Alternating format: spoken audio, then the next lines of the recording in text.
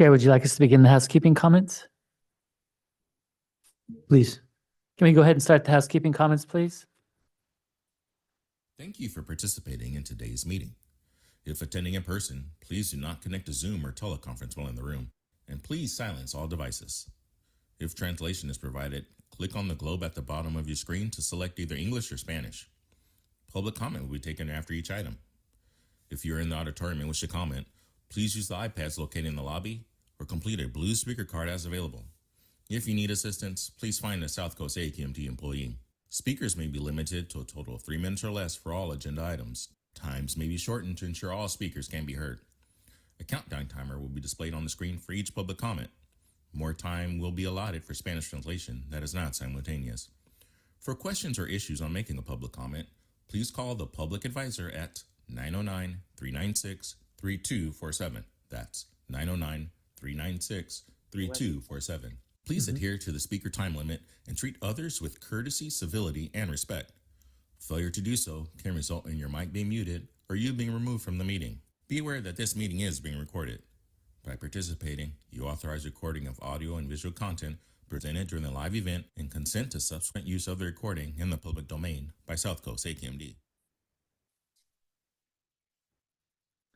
Thank you very much. I'd like to welcome all of you to the Hybrid Administrative Committee meeting for Friday, December 13th, 2024. I'd like to ask Cindy Bastillos to please take the roll. Good morning. Good morning. Board Member Krakow, Here. Supervisor Perez, Sorry, here. Council Member McAllen, absent, Chair Delgado, absent, and Vice Chair Cacchiotti. Here. We have a quorum. Thank you very much. We'll move to item number 1 on the agenda, board member concerns. Are there any concerns, board members? Mr. Krakow? Supervisor Perez? No concerns? Any public comment? None here. I don't see any online. We'll move to item number 2, Chair's report of approved travel. There's no travel. No public comment here, none online. No board members' hands raised. Report of approved out-of-country travel, no travel. Wayne, none. No travel. No travel. No hands raised, no public comment here or online. Susan? None, okay. And item number 4, review of the January 10th Governing Board agenda. If I can. Please. Sure. I see something on there about the, we're going to have a report on some of the contractor work for the Go Zero program. That'll be interesting because that's relevant to the discussion on 1111 and 1121 as well, right? Yes. Okay, very good. Looking forward to that. And just, I think I skimmed over that. Are we going to hire multiple contractors for the region, or is it going to be one contractor? Or what's the strategy on that? I remember we discussed it quickly at the board. We'll be looking at multiple contractors. Okay, great. Any more comments about the governing board agenda for January? See none. Is there any public comment on this item, Susan? None. None in the auditorium that we see here. Okay, we'll move on to item number 5. Approved compensation by board member assistants. I know a couple were added. Wayne? Yes, we actually have 4. Oh. So we do need a motion. I'll move that. Moved by board member Krakow. There appears to be a hand raised for Oh, public comment on this issue. okay, and number 5. Yes. Go ahead.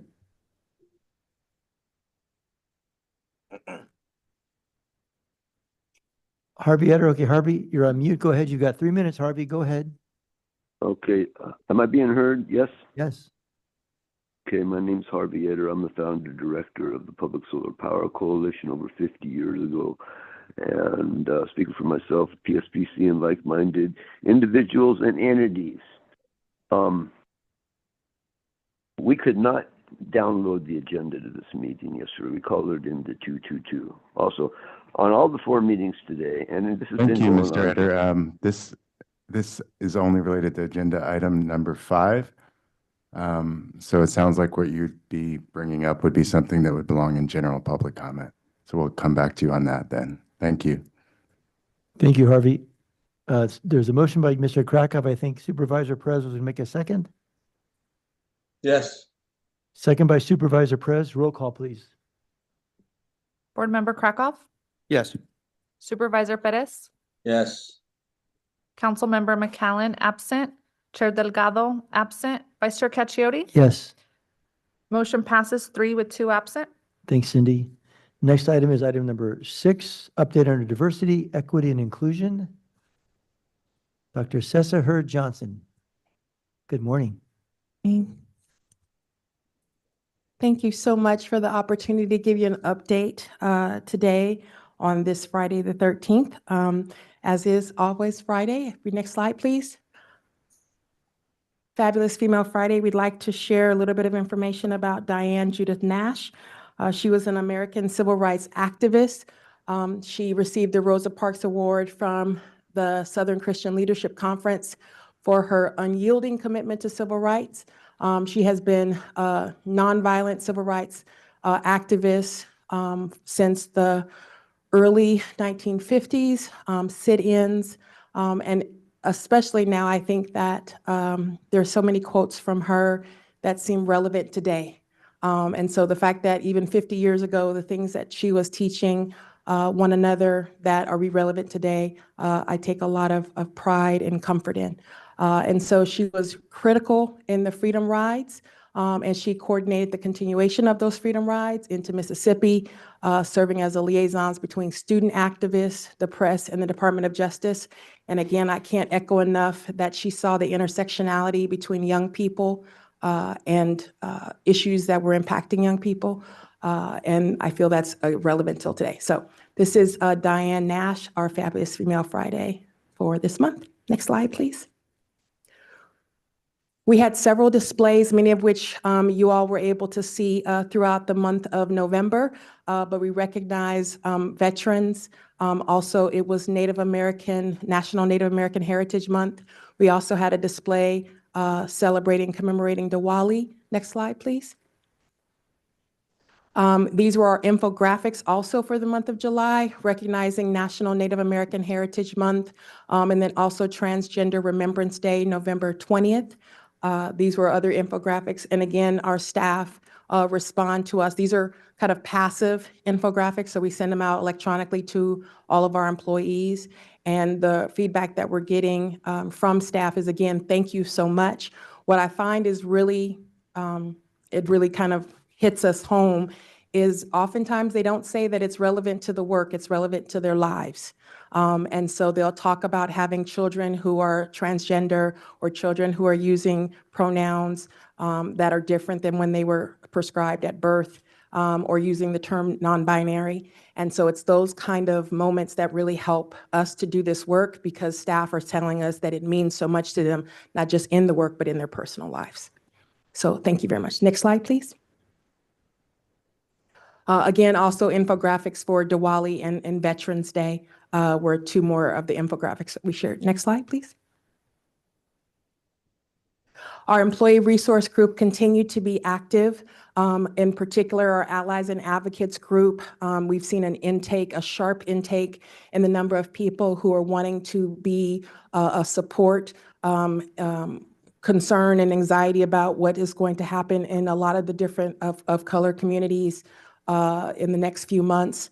Have seen a lot of staff wanting to see how they can be active, how they can be supportive. So we've seen a large intake of employees who want to join our allies and advocates group. So we're working on some bystander intervention training resources for them. And again, with our LGBTQIA plus group, we're all working on initiatives toward the upcoming year. So we're humbled.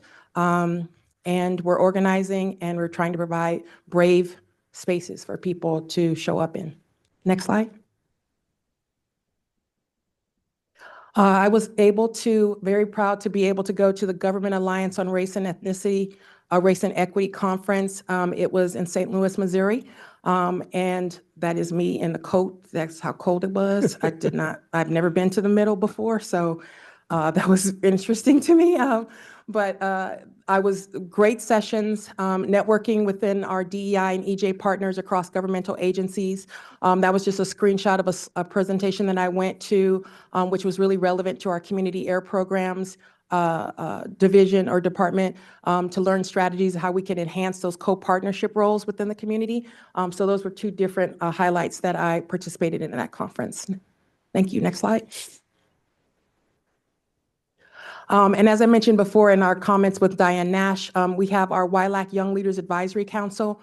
We had our 4th meeting of the year. Wayne was able to come and meet with them and gave an overview of his experience in talking about EJ and why it's important to have youth be involved. Our group worked on our annual report that I believe will come to this group in the coming months to look on their suggestions, incorporate it into the final draft before it goes to the governing board.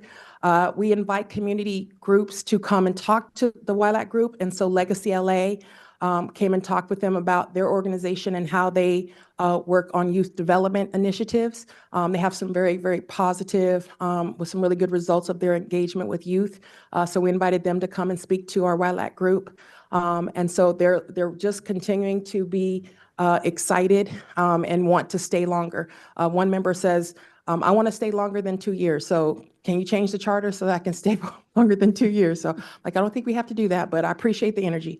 So there's a lot of good energy with the WILAC group. So we'll look forward to sharing that annual report with you all in the next coming months. Next slide, please. Any questions? Great presentation as always, Dr. Hurd Johnston. Mr. Krakow? Appreciate the momentum and the continued energy that's going into this work. The national perspectives and some of the pushback on DEIJ work is interesting, and I'm wondering, how you're feeling that affecting your work and this work in general. I think that's a conversation for maybe next year or another time, but I know that perspectives on this work have changed since we sort of embarked on it all together 3-4 years ago, and curious to see about how we respond to that, how best practices are continuing to evolve, and look forward to those conversations in 2025. But until then, thank you for a lot of great work this year, which I think has really helped the agency, helped the morale of the agency, helped the feeling of inclusiveness and performance of the staff. So thank you. Thank you. And I will be prepared to report on that. Thank you very much. Is there any public comment on this item? There is. Mr. Eder. Mr. Eder, and how much time does he have on this? It's 2 hour, 2 minutes and 40 seconds. Okay, thank you, Bay. Mr. Eder, go ahead, please, Harvey. And if you can keep your comments to this item on the agenda, which is the update on diversity, equity, and inclusion. Go ahead, please. Okay, am I being heard? Yes? Yes. That's called a Freudian slip. That's what you're robbing us of, and the pound of flesh, all right? Also, we made comments that were cut off at the end of the last meeting. I did make comments, okay? On Mr. Eder, please I was at that look at meeting. your comments on the DEI presentation. Thank you. Harvey, go ahead. Just limit it to DEI issues, please.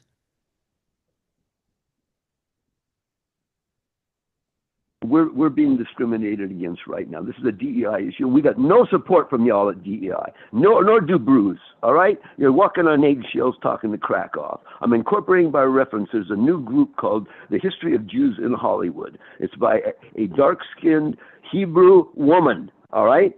And they said that where we're shown is way messed up and double standard. Anyway, that's one thing. Okay, I was at that meeting of the youth and all this, and and heard Wayne talk. Okay, he spoke very highly of Ruckelshaus. I met Ruckelshaus giving a living Christmas tree to the White House 54 years ago. Okay, I was offered a job at the President's Council of Environmental Quality representing the West. Okay, this has been purged. There's a 100-year history of living Christmas trees, and what happened in 1970 has been purged. They have a tree now from Alaska. I know Alaska, lived in Alaska, and they said they had a root ball on it. They did not. They're lying about it. There was living trees used and cut trees used. Right now, this is what we were asked to put in. We did a lot in LA and did a thing with the Parks Department and stuff in 1971, Beautify America and all this. This stuff should be done. It should be supported by, we were asked to put in a $500,000 proposal about doing this and under Burke, and we need funding. We're redoing that proposal, discriminating against us in all kinds of ways, and it's outrageous. This is really important stuff. It's a tangent, but it has to do with the way we're also. About a year ago, 6 months ago, some guys came on the Nazi, also I'm incorporating by reference the movie The Order. I want you all to go out and watch that and see what the hell's up, the Turner Diaries and all this stuff. That's a history. It's playing around in theaters. And I had a death threat after I saw it. Okay, this is the real. This is the damn real. I'm sorry, people. Now, we've got to reassess what the hell's happening and where we are, and we've got to take it for real. And now you want to cut off, they called an N and a K. We got to take the trains and take them out of here. No reaction. We got no support from nobody. I brought this up to the clerk of the board. I said, no, what the hell's going on? What the hell's going on? Enough is enough. That's a terrorist threat. My family was murdered. That's a death threat. You want to keep us? Okay, I'm incorporating the movie Golda and Oppenheimer. Thank you, Harvey. We'll move to item number 7. That's report on RFQs and RFPs scheduled for release. Sujata Jain. Logan Sujata. Good morning, Chair, Vice Chair, and members of the committee. Sujata Jain, Chief Financial Officer.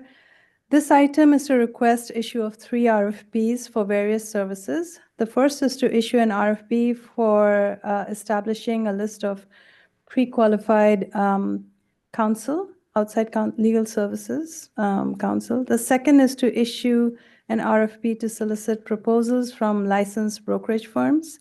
And the third is to issue an RFP for occupational health and medical service providers for medical examinations and treatment of South Coast AQMD employees. The current contract for this service will expire June 30, 2025. Happy to answer any questions. Thank you, Sujata. I've seen this item. Happy to move it. There's no motion necessary. Very Uh-huh. good. Okay. I would have been happy had it been necessary. And we appreciate it. Okay. Any questions for staff? See no hands raised. Any public comment on this item, Susan? No hands raised online and nobody here at the, okay, we'll move on. Next item. And that's number 8, status report, major ongoing upcoming projects for information management. And Ron Moskowitz is back. Ron, go ahead, please. Thank you. Good morning, Chair, members of the committee. Ron Moskowitz, Chief Information Officer. We deployed an enhancement to the Rule 2305 WARE program, Warehouse Operations Notification Ingestion Module. This update improves performance with a focus on enhancing the functionality and reliability of the WAN data ingestion to help increase the efficiency of our planning staff. We also completed data integration for open enrollment. The open enrollment for employee benefits was conducted through the California State Association of Counties Benefits Administration module, and the data was collected and verified, loaded into PeopleSoft benefits and payroll modules, and met the payroll processing deadline for pay period 26. We also did a lot of network switch upgrades and replacements with our UPS, which is uninterruptible power supply systems. And finally, since the last time we met, we now have over 100,000 installs on our mobile app. So everything else is on schedule. I'm happy to answer any questions. Thank you, Ron, very much. Gideon, Manny, any questions? None at this time. No. Great work. Any public comments, Susan? None? None here in the auditorium. Great work again, Ron. Next, we'll move on to John Oliveira, the receive and file report on South Coast deferred compensation plans. John, there's a lot of money in that fund. I know. There is. Thank you. Good morning. John Oliveira, Deputy Executive Officer for Administrative and Human Resources. This item is to receive and file the annual report for the agency's deferred compensation plan for fiscal year ending June 2024. There is a plan committee that oversees the administration of the plan. The report presents the actions taken by the committee throughout the year. The plan ended the fiscal year with about 1,100 participants, which includes employees and retirees, approximately $247 million in assets, and it outperformed the 1, 5, and 10-year performance benchmarks. And I'm happy to answer any questions. Committee members, any questions? Seeing none. Is there any public comment? He's Mr. exceeded. Eder used his allotment. He won't have the opportunity to comment until the public comment at the end. Okay. Gideon, did you have questions or comments? Okay, no motion required. Move to item number 10, these are action items. Establish Rule 2305 penalty special revenue fund. And Sarah's here for Ian. Sarah, go ahead. Yes, I am not Ian McMillan, in case that's not obvious. So anyway, good morning, Chair, members of the committee. My name is Sarah Reese. I'm the Deputy Executive Officer for Planning here at the district. This action falls out of Assembly Bill 98, which was approved by the governor this past September. That bill requires the district to establish a process for receiving community input on how penalty funds from our warehouse rule are going to be spent starting in January of next year. And so what this action does is just establish that special penalty fund so that we can track and manage those funds moving forward. Questions? Yeah, so thank you very much for this. And just a couple observations. AB 98 is a pretty interesting piece of legislation. I know South Coast AQMD was following it at the very end of session when it was introduced, and it has a couple different requirements for the South Coast, I think including to do some monitoring or some modeling of emissions in the areas. And there's particular requirements for the district in the bill. But I think more fundamentally, it's going to be a challenge for the district working with the stakeholders, both the local governments that have to implement large parts of AB 98, plus industry and the community, to sort of make sure that what we're doing with the ISR merges well with AB 98, that industry sort of has some certainty with the requirements that are imposed upon it. And I think AB 98 and our ISR and WARE program all have the same goals, which is to clean up these uses. AB 98 applies to new and expanded uses. Our rule applies to everything. But I do think as we see AB 98 roll out, it's important that we communicate with the locals, communicate with the regulated industry and the communities to make sure that these things mesh well. We all have the same goals, but we want to be sure that we have integration in how we achieve them. And I do think there's going to have to be a little bit of legwork and elbow grease put into that with the AB 98 process. The other observation, if I can, that I wanted to make is not only the question of the penalties, but the mitigation fund, the mitigation payments, the in lieu fees that the district is collecting in order to invest in zero emissions in the communities affected by warehouse pollution. There's going to be a lot of eyes on how we collect that money, how much is there, what we spend it on. So similar to the transparency with regard to penalties that AB 98 requires, there's also similar transparency and interest in how we spend the mitigation fees. So I know that as we continue to do our reports on the WARE program, as we continue to get money in, as we continue to see people comply, we're going to be reporting on this, but just wanted to put a shout out there and emphasize that there are going to be a lot of folks interested on how the mitigation funds are spent, where they're spent, what communities, make sure we're getting bang for our buck. And the more transparency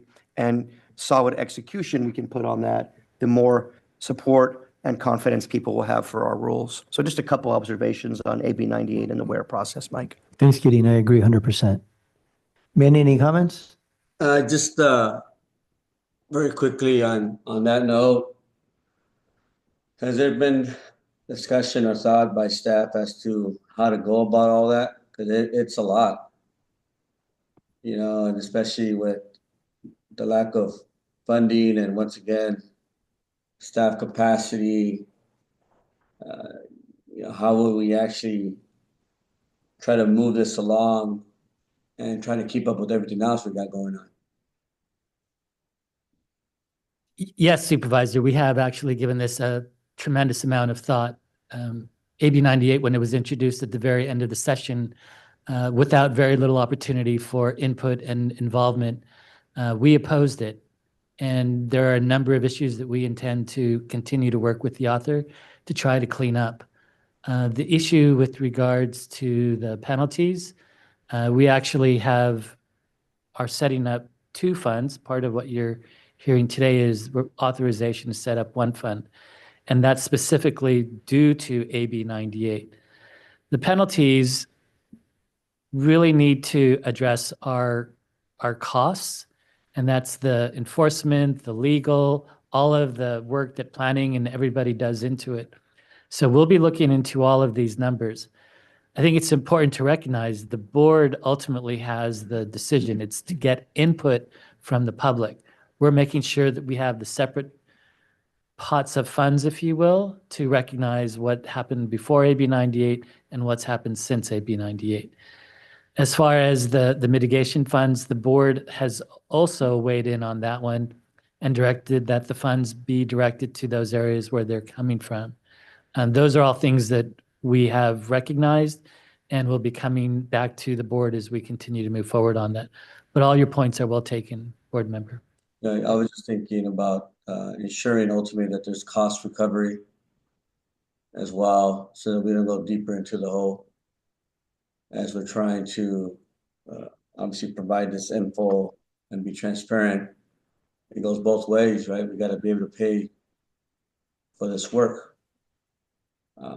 So just want to make sure that that's thought through, because it's gonna, we have to juggle quite a bit. Absolutely. Thank you, Supervisor. If I can just follow up on the supervisor's comment, I know we have lawyers that are in large part working on the NOV issues with regard to the warehouses. So you're right, Supervisor, there's a lot of administrative costs that we have to make sure get paid for. Also, I don't know if Wedge Committee is going to see this later in the year, but I know that the League of Cities and others are trying to do some cleanups around AB 98, as well as industry. And I know that our district will participate in those efforts. Thank you. And any public comment, Lisa? Susan, I mean. All right. So I'll be happy to move item 10. I'll second. Moved by Krakoff, second by Perez. Roll call, please. Board Member Krakoff? Yes. Supervisor Perez? Yes. Councilmember McCallan, absent. Chair Delgado, absent. Vice Chair Cacchiotti? Yes. Motion passes 3 with 2 absent. Thank you. Item number 11, adopt resolution per AB 2522 Carrillo to increase governing board member compensation, appropriate funds, undesignated fund balance, and transfer between major objects. Lisa. Deputy Executive Officer Tanaka. Deputy DEO. Lisa Tanaka O'Malley. Go ahead, please. Thank you so much. Good morning, Chair and members of the committee. Last legislative session, South Coast AQMD sponsored AB 2522 by Wendy Carrillo to increase board member compensation from $100 to up to $200 for each day, not to exceed $2,000 per month. The bill also included a annual cost of living increase beginning January 1, 2026. AB 2522 was chaptered into law on September 22nd. This action is to adopt a resolution required by AB 2522 to increase board member compensation and to appropriate $78,000 from the general fund undesignated to the governing board fiscal year 24-25 budget. In addition, the board letter also addresses the need to transfer $87,173 from salaries and employee benefits to the governing board fiscal year 24-25 budget for San Bernardino County Board Consultant and Assistant contracts. With that, I'm happy to answer any questions. Board members. So thank you very much. Thank you very much, DEO Tanaka. I know that this is an issue that the district worked on, and I'm not sure it would have happened without your leadership, Chair Cacchiotti. So I want to thank you for that. The board members of all the air districts, not just AQMD, put in a tremendous amount of time. It really is a dedication for public service. And no one is doing this before the compensation. And you've been here now How many years, Mike? Since 2008. Yeah, so 15 years. So this is 15 years too late for you, but a better late than never. I also think that there's an equity component to this. Many people do not have the time to serve on this board. Also, service on the board can create conflicts, both in terms of professional conflicts as well as time and resource conflicts. And so it limits the pool of available applicants to sit on this dais, to sit on this board. And this isn't going to address that fully, but it's one little piece that can make sure that folks from all different walks of life, all different ranges of income, have the ability to sit on this board and continue to try to be able to support their families and do the other things that can make them productive public servants. So I'm very supportive of this item. Supervisor Perez, any comments? Yeah, I just have to agree, and ultimately, as well, this is not per meeting, right? It's per day. So you may have a total of 3 meetings in one day, and you still receive $200 as opposed to $200 for each meeting, which would make it $600. So, you know, it's still, I think it still works out in the sense that it's $100 more. It's not a lot, but at the same time, it helps. But we're not, you know, asking for this to occur where we have every meeting paid for. So it's by day, and sometimes some of us have, like me, for example, I have 3 meetings today, and sometimes you may as well. I support this as well. Supervisor, you're right. I mean, sometimes we've had board meetings here where we get here early, prepare, and then you're here for 6 or 7 hours, and you're getting paid less than minimum wage and overseeing a $1.5 billion budget. So I agree with you 100%. Any public comment on this item? I'll entertain a motion. I'll move the item. Second. Moved by Board Member Krakoff, second by Supervisor Perez. Roll call, please. Board Member Krakoff, Yes. Supervisor Perez, Yes. Councilmember McCallan, absent, Chair Delgado, absent, Vice Chair Cacchiotti. Yes. Motion passes 3 with 2 absent. And before moving on, it's related to this issue. What's going on with the issue regarding our 2 pollution control agency members who sit on cardboard working at legislation? I know it failed last year, but I really want to push for it again this year. And any, Wayne? Yes, we will be looking to advance that again Okay, thank you very this much. upcoming session. Great. And just to clarify the item we just voted on, the idea is to make this effective in January? January. Thank you very much. January 1st. Thank you. So, but even though the board will be voting on it the first week of, January 10th. Yeah. 10th, it'll be retroactive to January 1st, Yes, the resolution makes clear that it's to take effect January 1st, 2025. 2025. Thanks. Mhm. Great. Thank you very much. Item number 12, establish list of pre-qualified counsel represent advise AQMD on legal matters related to environmental law and general governmental matters. Good morning. This item is to, after evaluating several proposals regarding CEQA issues, South Coast AQMD rulemaking, planning procedures, administrative law, general government law, and related issues, it's to establish a list of pre-qualified counsel to represent us in environmental law matters and general governmental matters. If there are any questions, I'm more than happy to answer them. Just an observation on this one. It's a very important topic.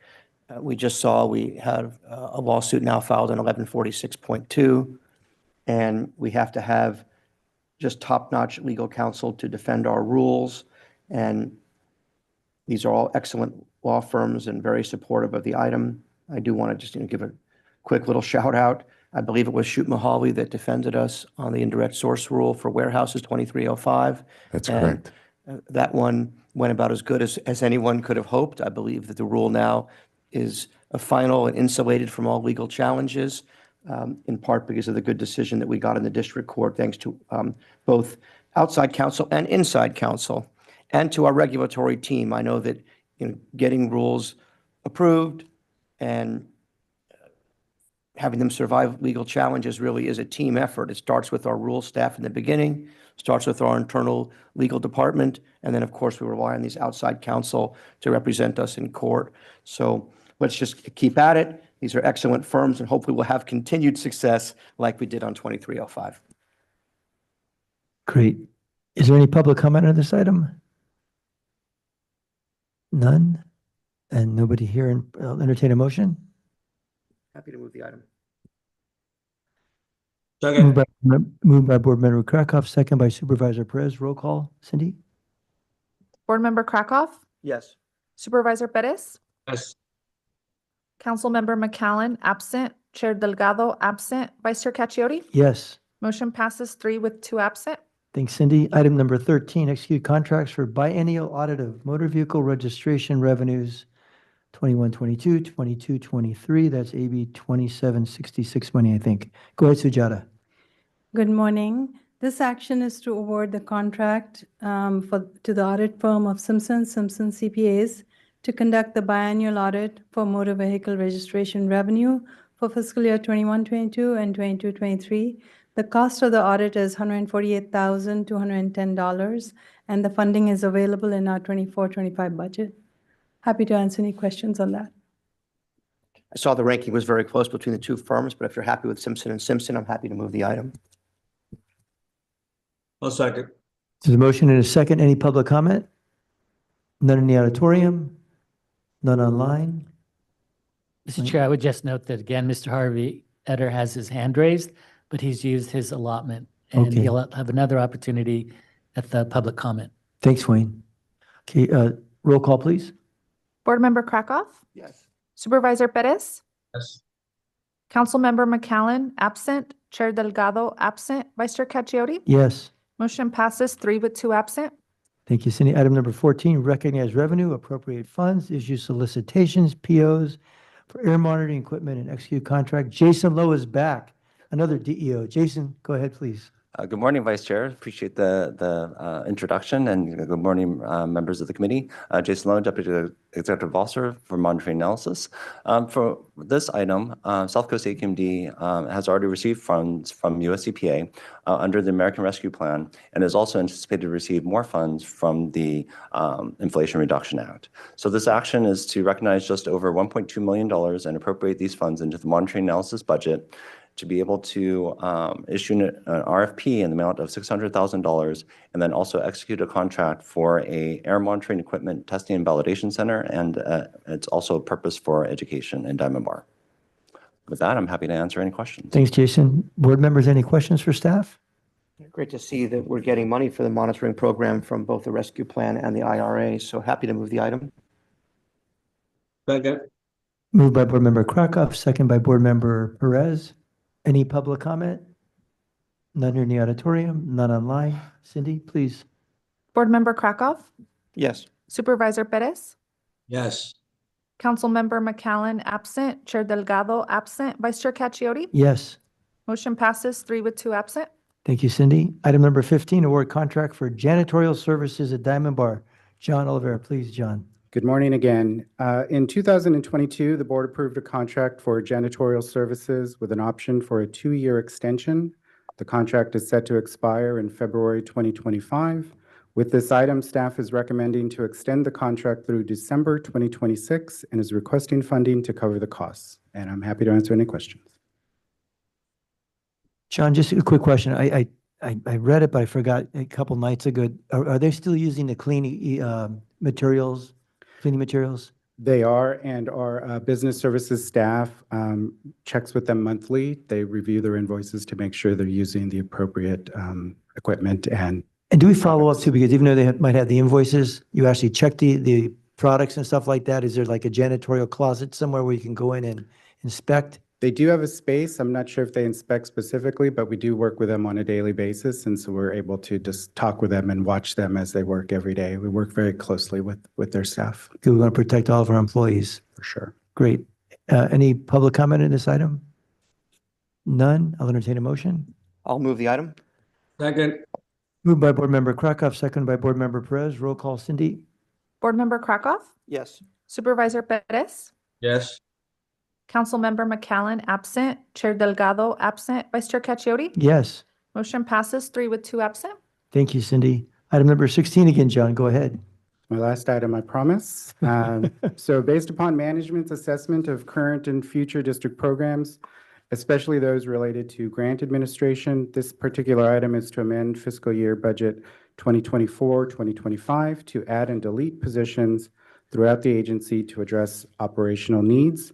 For grant administration, positions are recommended for those divisions directly related to implementation, finance, TAO, LPAM, and IM. As part of the evaluation of staff resources available for these functions, we are also recommending the adoption of a new budget and grants manager classification, as well as to revise an existing public affairs manager job description. And finally, this item recommends adding and deleting attorney positions and adding paralegal positions in the general counsel's office to reflect operational needs related to legal services provided to the district. Happy to answer any questions. Board members, any questions? I've read through the packet and I'm supportive of the item. Happy to move it. Second.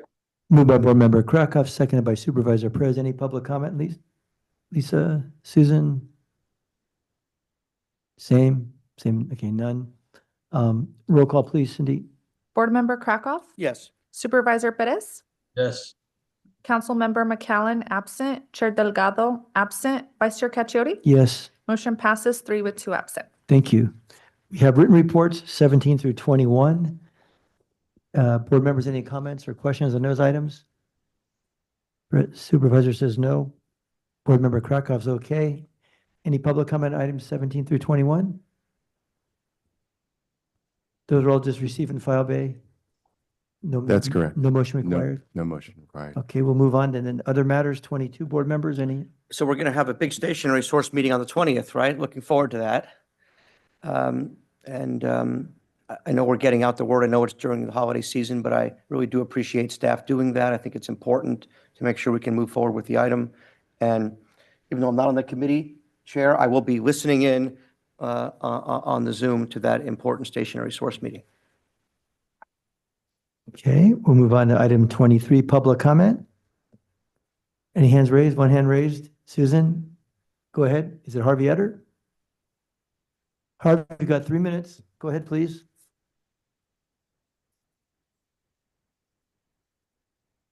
Hello, am I being heard? Yes, you are, Harvey. Go ahead and welcome again. My name's Harvey Etter. I'm speaking for myself and Public Solar Power Coalition and like-minded folk. This is a very important time. Also, for these committee meetings yesterday, we could not get the download. Okay, so that's required 72 hours in advance. All right, so illegal. Also, Mr. Cocciati, sir, you are an attorney. I heard you go through a couple of items and you asked for public comment in the auditorium, and then online. You did not do that for several others in the meeting, and we won't be able to be. You're purging the people, all right? I want to incorporate. Now, there's a whole process. Moskowitz gets some kind of award and something for doing this and that. I don't want to have to go to Google or something if I want to search stuff with the board. I don't want to do that. I got an old non-vet buddy of mine told me a long time ago he did IT at Santa Monica College for disabled, and he said, "You don't want to do that." I just did it. Okay, I don't, and I don't want to have nothing. I don't want to be forced into it, and I want to be able to get the information that we've practiced, and the pattern has existed for decades. You're purging the people. This is very serious stuff, and with the whole complexion of what you've done. Being a captured agency, ponds of fossil fuels, poisoning the people. This is outrageous. The 2-hour slip for comments that Bay just made is evidence of this kind of thing. We should be running the damn agency, not y'all. And maybe that's what it's going to come to. Because on the right, you say they don't want any government. They don't want any regulation. That's what you got Trump.